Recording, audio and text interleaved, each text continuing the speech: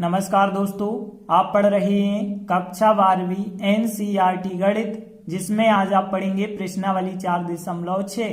तो देखिए, इसके हमने 6 सवाल तो कंप्लीट कर लिए थे। आगे हम देखेंगे 7वां सवाल। तो उससे पहले समझ लेते हैं इन सवालों में क्या करना है। कहा गया है निम्नलिखित में से प्रत्येक समीकरण निकाय को आव्यूह विधि से हल कीजिए। तो देखिए, प्रश्न 7 की बात करें, 2 समीकरण दिए गए हैं, तो इनसे जो समीकरण निकाय बन रहा है उसे हमें हल करना है, मतलब x और y के मान ज्ञात करने हैं। तो देखिए, यहाँ पे आप विलोपन विधि, वज्र गुणन विधि, प्रतिस्थापन विधि का उपयोग नहीं करेंगे, क्योंकि कहा गया है आव्यूह विधि से हल करना है। तो आव्यूह विधि से कैसे हल करते हैं, हमने पिछले सवाल जो किए थे, पहले तो आप चेक करते हैं कि वो निकाय जो है संगत है या असंगत है। तो सबसे पहले हम समीकरण निकाय को ax बराबर b के रूप में लिख सकते हैं। तो देखिए, हमने लिखा, सबसे पहले हम क्या बताएंगे कि समीकरण निकाय को ax प्लस b के रूप में लिख सकते हैं। जहां भी यदि हम बात करें a आव्यूह की, तो a आव्यूह कैसे बनता है, इनके गुणांकों से। x y के गुणांक 5 2 हैं, 7 3 हैं। तो देखिए, यहाँ पे 5 2 आप लिखेंगे, 7 3, तो एक आव्यूह a बन चुका है। अब देखिए, x आव्यूह आप बनाएंगे तो x आव्यूह जो होता है स्तंभ आव्यूह होता है। तो देखिए, यहाँ पे x और y में सवाल है, तो x y जो है आपको एक स्तंभ आव्यूह के रूप में लिखना होगा। और यदि अब हम बात करें b आव्यूह की, तो देखिए, हमने आपको बताया था जो बराबर वाली संख्याएं होती हैं उनको यदि एक स्तंभ के रूप में लिख दें, तो देखिए यहाँ बराबर में 4 और 5 है, इनको यदि हमने स्तंभ के रूप में लिखा तो एक b आव्यूह बन जाएगा। इसके बाद हम चेक करते हैं सारणिक a का मान 0 आता है या नहीं। तो देखिए, सारणिक a का मान हम ज्ञात करेंगे, तो 5 2 7 3 जो सारणिक बनाया a आव्यूह का, इसका मान निकालेंगे। 3 5 का गुणा 15 होगा, माइनस 7 2 का गुणा 14 होगा, और 15 में से 14 घटाएंगे 1 आएगा। एक आंसर 0 के बराबर तो नहीं आया है, तो हम कह सकते हैं कि अतः जब सारणिक का मान 0 के बराबर नहीं आता है, तो अतः a आव्यूह जो होगा वो व्युत्क्रमणीय होगा। अतः a व्युत्क्रमणीय है। व्युत्क्रमणीय है, इसका मतलब होता है कि a इनवर्स का मान निकाला जा सकता है। तो हम कहेंगे अर्थात a इनवर्स का अस्तित्व है, मतलब हम कह सकते हैं जो दिया गया समीकरण निकाय है वो संगत निकाय है। तो देखिए, हमने लिखा है इनवर्स का अस्तित्व है, समीकरण निकाय कैसा है, संगत है।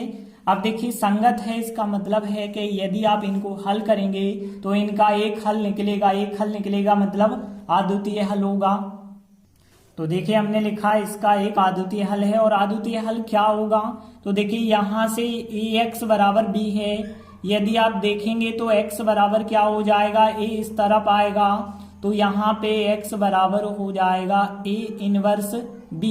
अब आप आगे इसी को सॉल्व करेंगे, तो देखिए, और आगे यदि हम सॉल्व करते हैं तो इसीलिए x बराबर a इनवर्स का फार्मूला क्या होता है, 1 सारणिक a इंटू एडजॉइंट a होता है, और b आव्यूह जो है इंटू में चल रहा है, तो b आव्यूह आपको लिखते चलना है। अब देखिए, यहाँ पे 1 सारणिक a, तो सारणिक a का मान तो है आपके पास, लेकिन एडजॉइंट a का तो है नहीं, तो आप एडजॉइंट a का मान ज्ञात करेंगे। इसे समीकरण 1 का नाम दे देते हैं। और अब हम जो है एडजॉइंट a ज्ञात करते हैं। तो एडजॉइंट a कैसे निकाला जाता है आपको पता है, जो a आव्यूह होता है उस आव्यूह के सहखंड निकालने होते हैं। तो आव्यूह a के यदि हम सहखंड निकालेंगे तो देखिए सहखंड क्या आएंगे, तो यहाँ पे यदि हम देखें इसे आव्यूह के, तो देखिए पहले तो आपको कैपिटल A 11 निकालना होता है, 1 और 1 2 होता है प्लस चिन्ह। और देखिए 11वें अवयव के लिए यदि आप देखेंगे तो 3 आएगा, तो यहाँ 3 आंसर होगा। फिर देखिए कैपिटल A 12 निकालेंगे, मतलब यहाँ पे 2 और 1 3 होता है माइनस चिन्ह, और इस 12वें अवयव के लिए 7 आएगा, तो -7 होगा इसका मान। फिर कैपिटल A 21 ज्ञात करेंगे, 2 और 1 3 माइनस चिन्ह आएगा, और 21वें अवयव के लिए 2 आंसर होगा, तो 2 लिखा। फिर कैपिटल A 22 ज्ञात करेंगे, और 22वें अवयव के लिए 2 और 2 4 होता है, मतलब प्लस चिन्ह, और इस 22वें अवयव के लिए कितना आएगा, 5 आएगा। तो देखिए चारों हमने सहखंड ज्ञात किए हैं, इनकी सहायता से एडजॉइंट A मिल जाएगा हमें। तो देखिए इसीलिए हम लिखेंगे एडजॉइंट A, और एडजॉइंट A का मतलब है कि यहाँ पे जो सहखंड आए हैं इनको इस क्रम में लिखना, 11 12 21, 22 इस क्रम में आपको लिखना है। और इनके यदि आप मान रख देते हैं तो 3 - 7 रखिए और -2 5 रखिए, तो एडजॉइंट ए का मान ज्ञात हो गया है। अब देखिए एडजॉइंट ए का जो मान आया है इसे हम समीकरण 1 में यदि हम रख देते हैं तो समीकरण 1 से, तो देखिए समीकरण 1 में मान रखेंगे तो x बराबर हमने लिखा 1 सारण के का मान कितना आया था, 1 आया था, 1 रखिए। एडजॉइंट ए, तो एडजॉइंट ए का मान हमने अभी निकाला है 3 - 7 -2 5 निकाला है। और इनटू बी आप व्यू रखना है, और बी आप व्यू क्या है आपका, देखिए ऊपर 4 5 दिया गया है, तो हमने यहाँ पे कितना लिखा, 4 5 लिखा। अब देखिए आगे आप सॉल्व करेंगे तो क्या आएगा, देखिए यहाँ पे 1/1 का मतलब तो 1 है, 1 आपको लिखने की आवश्यकता नहीं है। अब इन दोनों अवयवों का गुणा करेंगे तो आपको पता है पंक्ति का गुणा स्तंभ से होता है, तो 3 का 4 से करेंगे तो 3 चौके 12, 2 का 5 से करेंगे, 2 पंचे 10। फिर दूसरी पंक्ति का इस स्तंभ से करेंगे तो 7 चौके 28 होगा माइनस के, और 5 का गुणा करेंगे तो 25 होगा। और आगे यदि आप सॉल्व करेंगे तो देखिए यहाँ पे आपका 2 आ जाएगा और यहाँ पे आपका -3 आ जाएगा, और यहाँ पे x है, x का मतलब x आव्यूह है, और x आव्यूह को यदि आप xy के रूप में रख देते हैं तो देखिए यहाँ पे यह आव्यूह इस आव्यूह के बराबर है, 2 बराबर आव्यूह हैं तो आप उनकी तुलना कर सकते हैं क्योंकि उनके संगत अवयव समान होते हैं। तो यदि इनकी हम तुलना कर देते हैं तो तुलना करने पर x का मान हमें 2 मिल जाएगा और y का मान -3 मिल जाएगा। यही हमारा अभी आंसर होगा। तो इस प्रकार 7वां क्वेश्चन कंप्लीट हुआ। इसके बाद देखिए 8वां सवाल है, तो यहाँ भी बिल्कुल वैसा ही सवाल दिया गया है। तो सबसे पहले हम क्या बताते हैं कि यहाँ पे जो समीकरण निकाय है इसे ax बराबर b के रूप में लिख सकते हैं। तो देखिए हमने लिखा यहाँ जो समीकरण निकाय है इसे हम ax बराबर b के रूप में लिख सकते हैं, जहां पे यदि हम देखें ए आव्यूह, तो ए आव्यूह बनता है गुणांकों से, हमने बताया है 2 -1 3 4। तो देखिए यहाँ 2 -1 3 4 इन गुणांकों से बनाइए एक आव्यूह ए। और देखिए इसके बाद आप x आव्यूह की बात करें तो x आव्यूह जो होता है स्तंभ के रूप में बनता है। यदि सवाल xy में है तो xy को एक स्तंभ के रूप में आप लिखेंगे तो x आव्यूह होगा। और यदि हम बात करें b आव्यूह की तो देखिए जो b आव्यूह होगा वो भी एक स्तंभ के रूप में होता है, बराबर वाली संख्याओं से बनता है। तो देखिए बराबर में -2 और 3 है, इनसे एक आपने b आव्यूह बनाया। अब देखिए यहाँ पे हम चेक करेंगे कि सारणी के का मान 0 के बराबर है या नहीं। सारणी के का मान हमने निकाला तो 2 -1 3 4। इस सारणी को यदि हम सॉल्व करते हैं तो 4 दूनी 8 हो रहा है, माइनस चिन्ह और 1 और 3 का गुणा करेंगे -3। देखिए 8 प्लस का 3 मतलब 11 हो जाएगा, 0 के बराबर नहीं आया है। तो देखिए हमने आपको बताया था यदि सारणी के का मान 0 आता है तब जो आव्यूह होता है वो व्युत्क्रमणीय होता है। तो यहाँ पे हम लिखेंगे आता है आव्यूह व्युत्क्रमणीय है, इसका मतलब है ए इनवर्स का अस्तित्व है। और यदि ए इनवर्स का अस्तित्व है तो जो समीकरण निकाय होगा उसका एक अद्वितीय हल होगा। तो हमने लिखा है इसका एक अद्वितीय हल होगा। और क्या होगा, देखिए अद्वितीय हल होगा इसीलिए हम कह सकते हैं यहाँ से x का मान यदि हम देखेंगे तो x बराबर a उस तरफ जाएगा, तो हम कह सकते हैं x बराबर a इनवर्स b।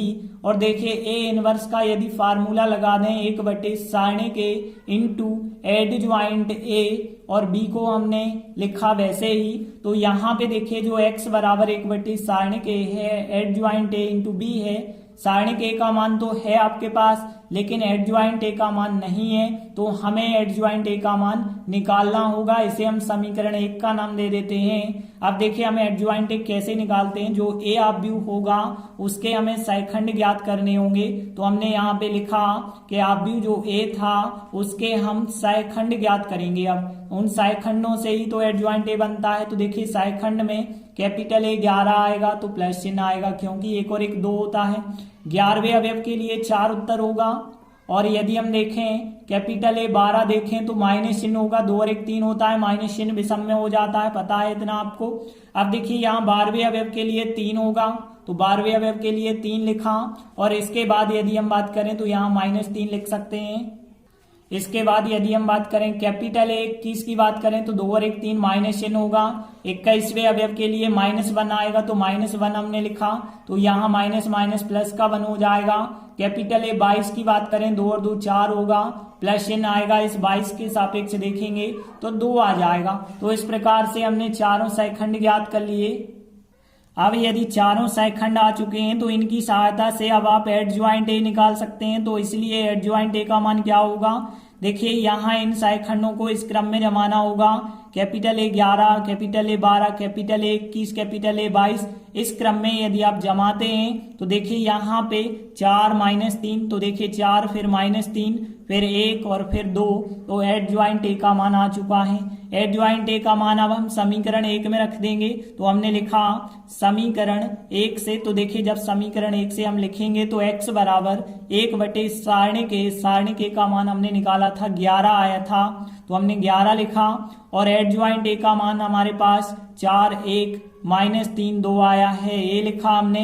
और इनटू में आपको बी आव्यूह रखना है। बी आव्यूह जो क्वेश्चन में था आपके पास बराबर वाली संख्याएं, उनसे हमने बनाया था -2 3। अब देखिए आगे आप सॉल्व करेंगे तो देखिए 1/11 तो आपको अभी लिखते चलना है, इन दोनों का हम गुणा करते हैं। तो देखिए 2 आव्यूहों का गुणा, पंक्ति का गुणा स्तंभ से 4 का -2 से करेंगे माइनस के 8 होगा, और 1 का यदि आप 3 से करेंगे तो यहाँ पे 3 प्राप्त होगा। -3 का फिर -2 से करेंगे 6 आएगा, और 2 का 3 से करेंगे तो भी यहाँ पे 6 आएगा। और आगे यदि आप सॉल्व करते जाते हैं तो देखिए यहाँ पे 1/11 तो आप लिखते चलिए। यहाँ देखिए यहाँ -8 + 3 करेंगे -5 6 और 6 करेंगे तो 12। 1/11 का हम इस आव्यूह से यदि गुणा करेंगे तो यहाँ -5/11 और यहाँ 12/11 हो जाएंगे। और यहाँ पे जो है x आव्यूह चल रहा है, x आव्यूह का मतलब xy है। यदि आप तुलना करेंगे तो x का मान -5/11, y का मान 12/11 हो जाएगा। तो इस प्रकार से प्रश्न 8 हमारा कंप्लीट हुआ। इसके बाद देखते हैं अगला 9वां प्रश्न है। तो देखिए यह भी बिल्कुल इसी प्रकार से दिया गया है। तो सबसे पहले हम समीकरण निकाय को ax बराबर b के रूप में लिख सकते हैं।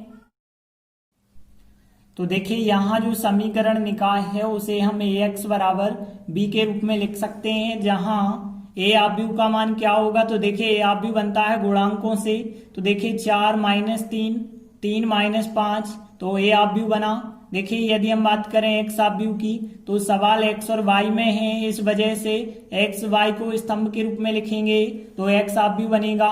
और यदि हम बात करें b आव्यूह की तो देखिए बराबर में जो संख्याएं होती हैं 3 और 7, इनको एक स्तंभ के रूप में लिखते हैं तो बनता है b आव्यूह। अब देखिए इसीलिए हम चेक करते हैं यहाँ पे कि सारणी के का मान कितना होगा। यदि सारणी के का मान 0 हुआ तो वह व्युत्क्रमणीय आव्यूह कहलाता है, और यदि 0 नहीं हुआ तो व्युत्क्रमणीय कहलाता है। तो हम सारणी के का मान निकालेंगे 4 - 3 3 - 5। तो देखिए यहाँ पे सॉल्व करेंगे तो 4 5 का गुणा -20 माइनस चिन्ह, 3 और 3 का गुणा करेंगे -3 का -9 होगा।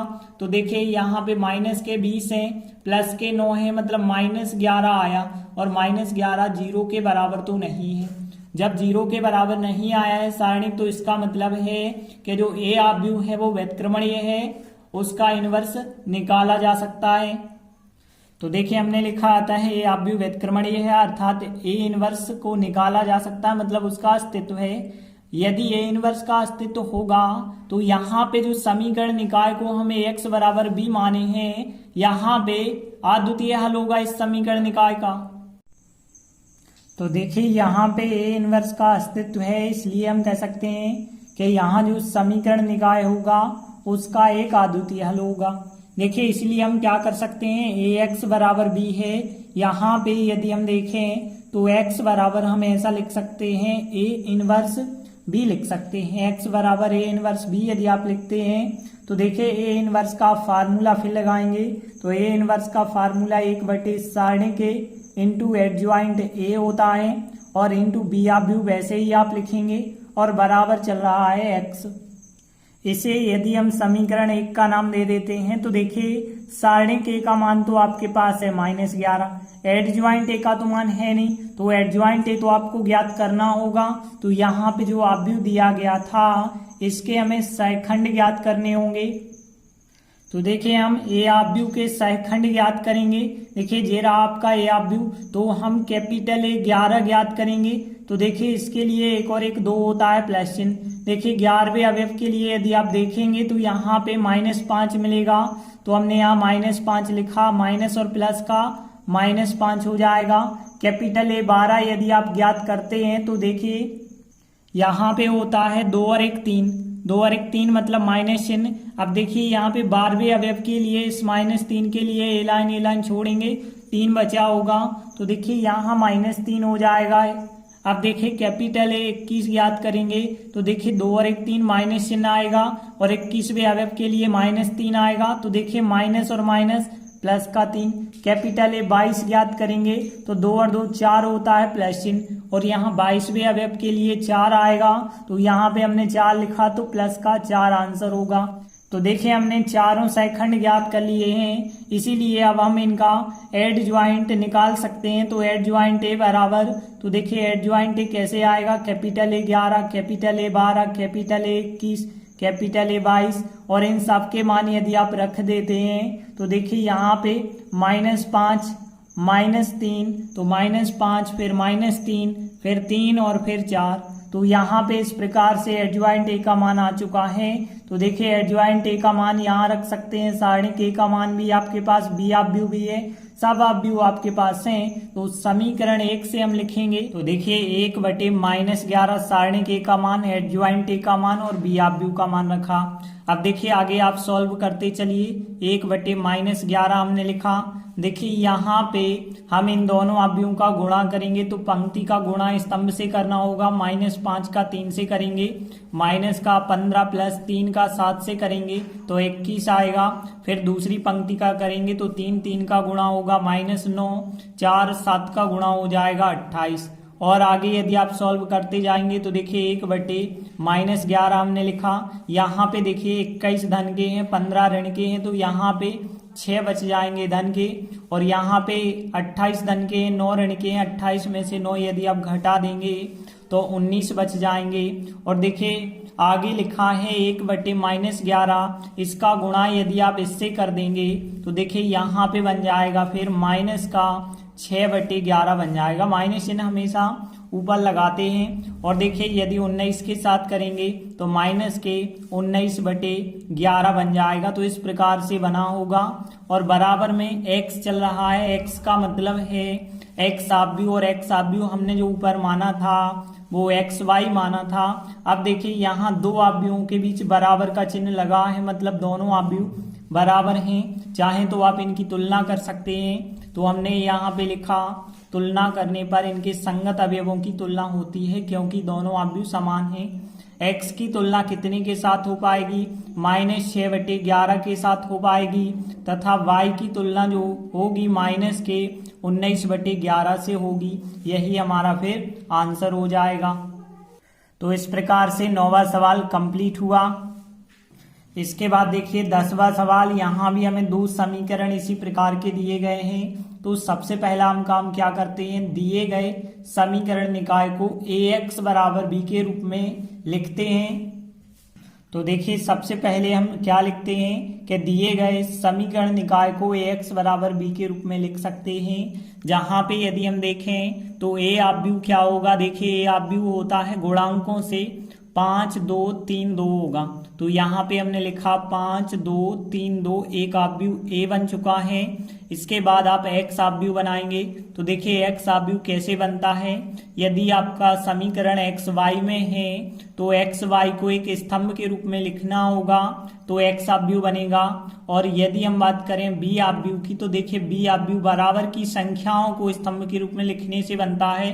3 और 5 है यहाँ पे संख्याएं, यदि इन्हें स्तंभ के रूप में लिख दिया जाए तो एक ऑब्यू भी बन जाएगा। अब आप क्या चेक करते हैं, सारणिक A का मान चेक करते हैं, 0 आता है या नहीं आता है। तो सारणिक A का मान हम निकालेंगे, तो यहाँ पे जो A ऑब्यू है इसे सारणिक का चिन्ह लगा के या सारणिक में बदल के हल करेंगे। तो देखिए यहाँ सारणिक बनाया, देखिए सॉल्व करेंगे, 5 2 का गुणा होगा 10, माइनस चिन्ह 3 2 का गुणा होगा 6, और आप घटाएंगे तो 4 बचा है। जो आंसर आया है वो 0 के बराबर नहीं आया है। इसका मतलब है ए ऑब्यू जो है व्युत्क्रमणीय है। व्युत्क्रमणीय है का मतलब होता है ए इनवर्स का मान निकाला जा सकता है। तो देखिए हमने लिखा आता है ए आव्यूह व्युत्क्रमणीय है, अर्थात ए आव्यूह का जो प्रतिलोम होगा या इनवर्स होगा उसे निकाला जा सकता है, मतलब उसका अस्तित्व है। और यदि ए इनवर्स का अस्तित्व है तो जो समीकरण निकाल दिया जाता है उसका एक अद्वितीय हल होता है। इसलिए समीकरण निकाय का एक अद्वितीय हल है, और अद्वितीय हल मतलब x बराबर यदि आप निकालेंगे तो देखिए यहाँ x आव्यूह का मान आएगा तो a इनवर्स उस तरफ a चला जाएगा, मतलब वो a इनवर्स बन जाएगा। तो x बराबर a इनवर्स b, और आगे यदि आप देखें a इनवर्स का फार्मूला लगा दें 1/, सारणी के इंटू एड ज्वाइंट a, और b वैसे का वैसा ही लिखें, और इसे अब हम समीकरण 1 का नाम दे देते हैं। देखिए सारणी के का मान तो 4 है हमारे पास, एड ज्वाइंट ए नहीं है, तो हम क्या करेंगे, एड ज्वाइंट ए ज्ञात करेंगे। एड ज्वाइंट ए के लिए हमें क्या करना होगा, इस ए आव्यूह के सहखंड ज्ञात करने होंगे। तो देखिए हम ए आव्यूह के सहखंड ज्ञात करेंगे, तो लिखा हमने ए आव्यूह के सहखंड। देखिए यहाँ ए आव्यूह में 4 अवयव हैं तो 4 सहखंड बनेंगे। तो कौन कौन से बनेंगे ध्यान देना, यहाँ पे एक बनेगा कैपिटल ए 11, एक और एक 2 होता है, मतलब प्लस चिन्ह आएगा। देखिए 11वें अवयव के लिए यदि आप देखेंगे इस आव्यूह में देखें या यहाँ पे देख लें तो 11वां अवयव ये रहा, ए लाइन छोड़ेंगे ए लाइन 2 आएगा, तो यहाँ पे इसका आंसर +2 हुआ। यदि हम कैपिटल ए 12 ज्ञात करेंगे तो 2 और 1 3 होता है, माइनस चिन्ह। 12वें अवयव के लिए 3 आंसर आएगा, तो यहाँ पे -3 आंसर हो गया। फिर इसके बाद यदि हम बात करें कैपिटल ए 21 की बात करें, 2 और 1 3 होता है, माइनस चिन्ह आएगा। अब देखिए यहाँ 21वां अवयव ये रहा, ए लाइन छोड़िए ए लाइन 2 बचा होगा, तो यहाँ पे -2 आएगा। फिर कैपिटल ए 22 ज्ञात करेंगे, 2 और 2 4 होता है, प्लस आएगा, और इस 22वें अवयव के लिए आंसर होगा 5, तो यहाँ पे प्लस का 5 हो जाएगा। देखिए चारों सहखंड आ चुके हैं, इन चारों सहखंडों की सहायता से हम एड ज्वाइंट ए ज्ञात कर सकते हैं। तो हमने लिखा इसलिए एड ज्वाइंट ए, तो आपको पता होना चाहिए कैपिटल ए 11 और कैपिटल ए 12 एक कॉलम वाले क्रम में लिखना होता है। ए 21 फिर ए 22 लिखते हैं। इन सब के मानों को यदि आप जमा देते हैं तो देखिए 2 -3 -2 और 5 इस क्रम में आपको जमाने होंगे, तो एड ज्वाइंट ए का मान ज्ञात हो जाएगा। अब देखिए हमारे पास एड ज्वाइंट ए भी आ चुका है, सारणी के का मान भी आ चुका था। तो देखिए हम फिर समीकरण 1 में सारणी के एड ज्वाइंट ए का मान रख सकते हैं, और बी का मान हमारे पास है ही पहले से। तो देखिए हम क्या करते हैं, लिखते हैं समीकरण 1 से। तो समीकरण 1 में यदि हम मान रखेंगे तो x बराबर 1/, सारणी के का मान कितना था, 4 था, इंटू एड ज्वाइंट ए का मान था 2 -2 -3 और 5, और इंटू रखना था बी आव्यूह। तो देखिए बी आव्यूह हमने शुरुआत में आपको बताया था कितना है, 3 5 है, तो बी आव्यूह का मान यहाँ पे कितना रख देंगे आप, 3 5 रखेंगे। इसके बाद देखिए हमें इन दोनों आव्यूहों का गुणा करना होगा। तो देखिए 1/4 तो आप लिखते चलिए, यहाँ पे अब आप इन दोनों का गुणा करेंगे तो पंक्ति का गुणा स्तंभ से 2 का 3 से यदि आप करेंगे 6, 2 का 5 से करेंगे तो 2 पंचे 10 आएगा, ऋण का 10। यहाँ ऋण 3 का 3 से करेंगे तो ऋण का 9 होगा, 5 का 5 से करेंगे तो 25 हो जाएगा। और यदि आप आगे सॉल्व करते जाएंगे तो 1/4, यहाँ पे तो माइनस के 4 बचे हैं, और यहाँ पे यदि आप देखेंगे तो प्लस के 16 बचे होंगे। और यदि आप देखें आव्यूह के आगे कोई संख्या लिखी होती है तो संख्या का गुणा इससे भी होगा, इससे भी होगा।